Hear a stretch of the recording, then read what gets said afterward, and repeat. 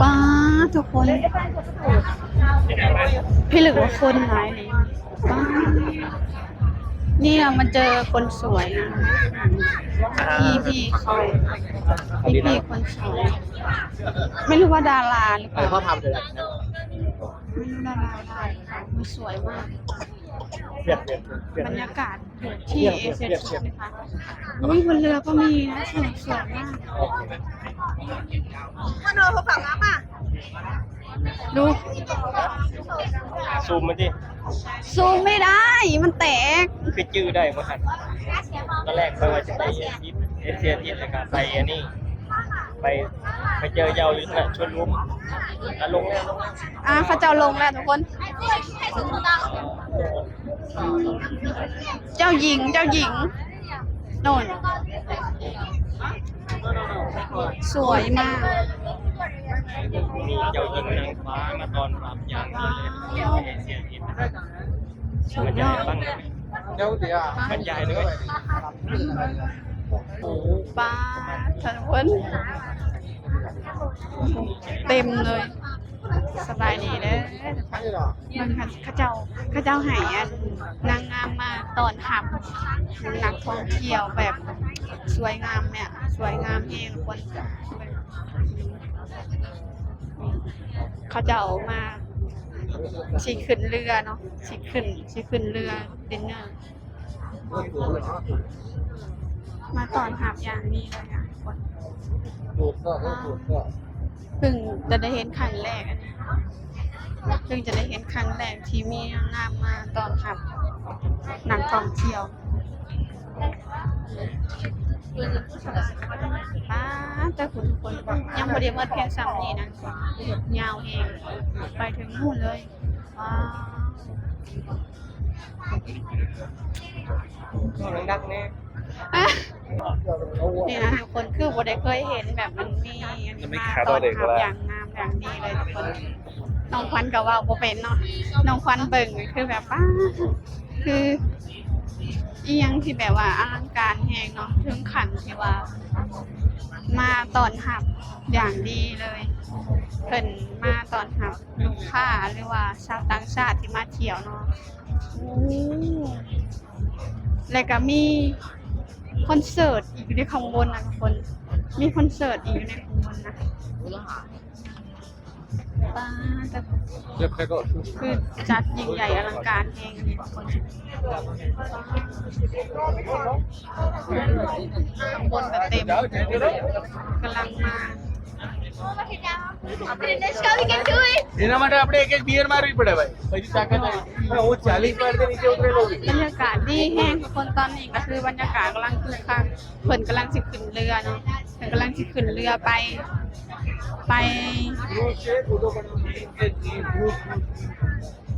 โอ้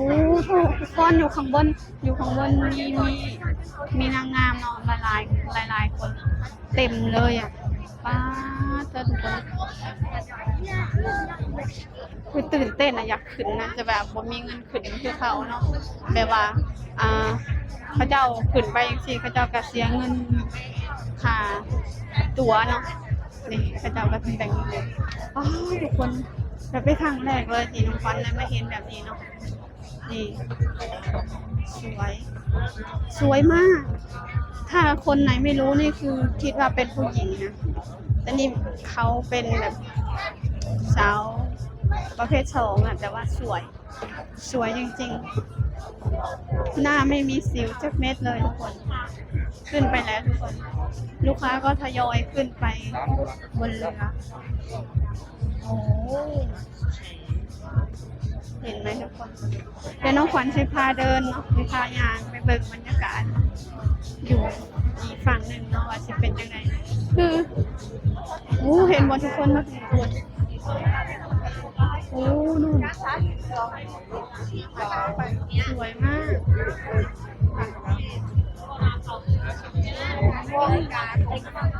สวยจริงสวยจังดูทุกคน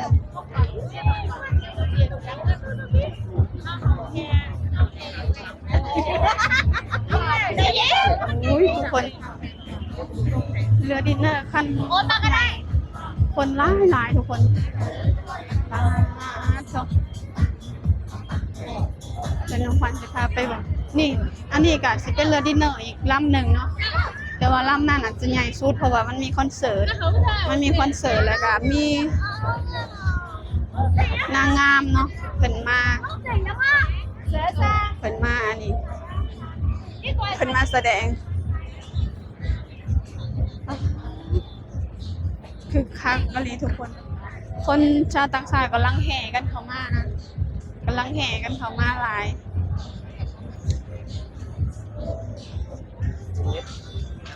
ตื่นตาตื่นใจแฮะสวยมากบรรยากาศนี่ก็ดีนะทุกคนบรรยากาศดีแบบว่าบ่ฮ้อนเลยอ่ะแต่ว่าน้องคว้านกันยางมากมันก็รู้สึกแบบเหงื่อออกนี่เนาะแต่ก็คือสวยงามในกันหนาตื่นตาตื่นใจแฮงโอ้โหทุกคน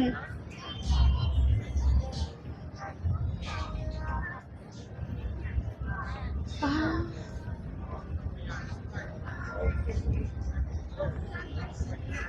ตอนนี้เวลาเท่าไหร่ตอนนี้เวลาประมาณ6 โมงกว่าเนาะกำลังดีเลยบรรยากาศกำลังดีเลยไปทางไหนดูสุดยอดมากสวยจริง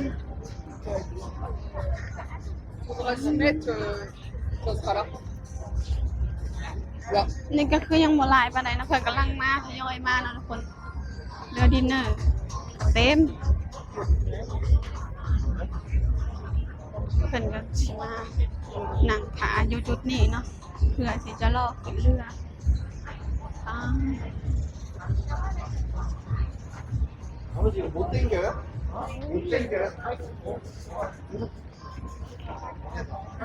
เป็นยังไงทุกคนบรรยากาศอยู่เอเชียติกตอนนี้กำลังเริ่มทยอยกันมานะทุกคนป้ามีร้านอาหารนำนะโอ้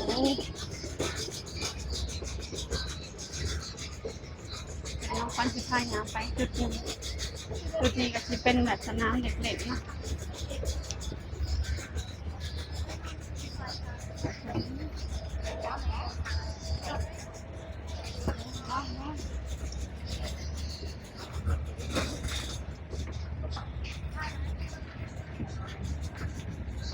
นี่ทุกคนโอ้โหจุดนี้ก็คืองามนะทุกคนสวยงามว้าวมีหมองนั่งอีกนะทุกคนมีหมองนั่งพักเข้าอีกเลยโอ้โห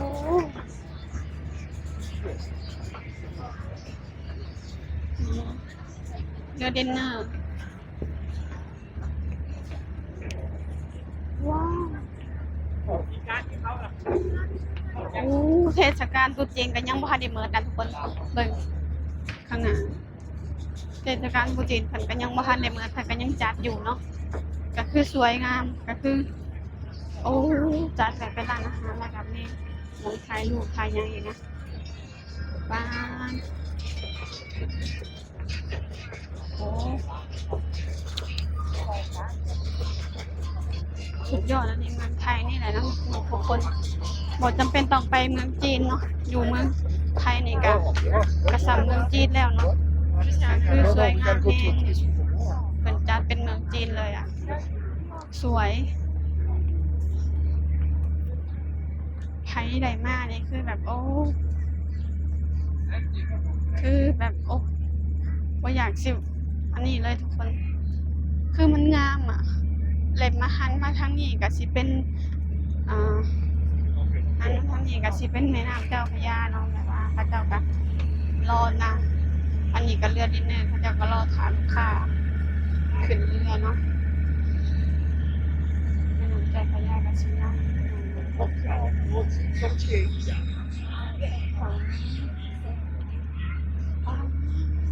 ทุกคนมีหนัง เด็กน้อยเล่นดูเต็มเลยทุกคนเด็กน้อยเล่นเต็มเลย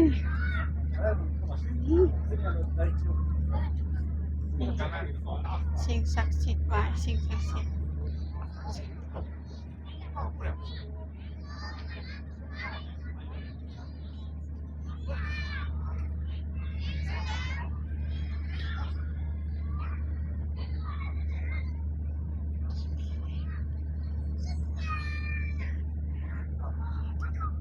นี่ทุกคนพระเจ้าไหว้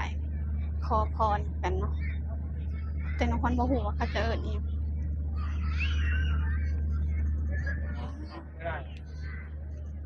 โอ้โหทุกคนบรรยากาศดีแฮงนี่บรรยากาศดีแฮงอะไรมากับแฟนนี่ก็คือแบบโอ้ยฟิลดีเลยเด็กหน่อยเด็กเล็กมากับเต็ม